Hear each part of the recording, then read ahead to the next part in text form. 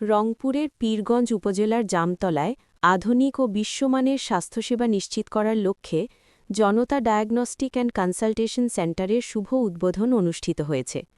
বুধবার ৮ এপ্রিল ২০২৬ বিকেল ৩টায় আয়োজিত এ উদ্বোধনী অনুষ্ঠানে প্রধান অতিথি হিসেবে উপস্থিত ছিলেন রংপুর জেলা পরিষদের প্রশাসক ও জেলা বিএনপি-এর আহ্বায়ক জনাব মোহাম্মদ সাইফুল ইসলাম।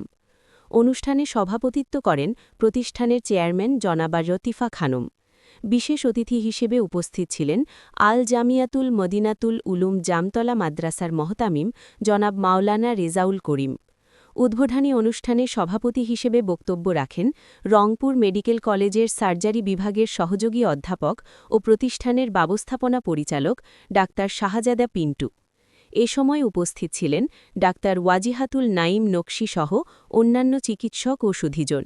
অতিথিবৃন্দ ফিতে কেটে ও দোয়ার মাধ্যমে কেন্দ্রটির কার্যক্রমের আনুষ্ঠানিক উদ্বোধন করেন। স্থানীয়রা আশা প্রকাশ করেন,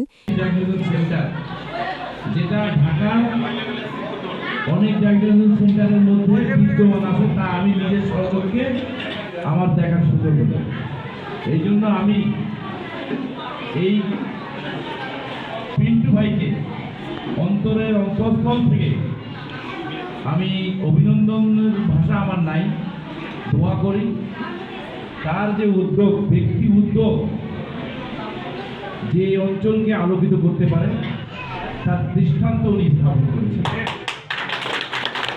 উনি একজন খাঁটি পীরগঞ্জের এই রক্তে যার নাভি পোতা আছে এই পীরগঞ্জের মাটিতে, তার দায়িত্বের জায়গায় কার্পণ্যের কোনো ঘাটতি আমি দেখতেছি না।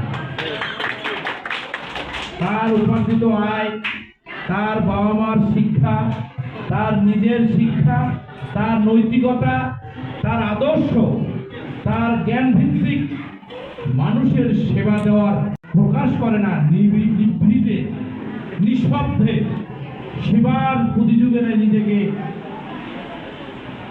আবিষ্কার করেছেন, সেই মানুষটি হচ্ছে আমাদের পিন্টু। উনি আমাদেরকে এই কর্মকাণ্ডের মধ্যে আমাদেরকে সেবাও দিচ্ছে,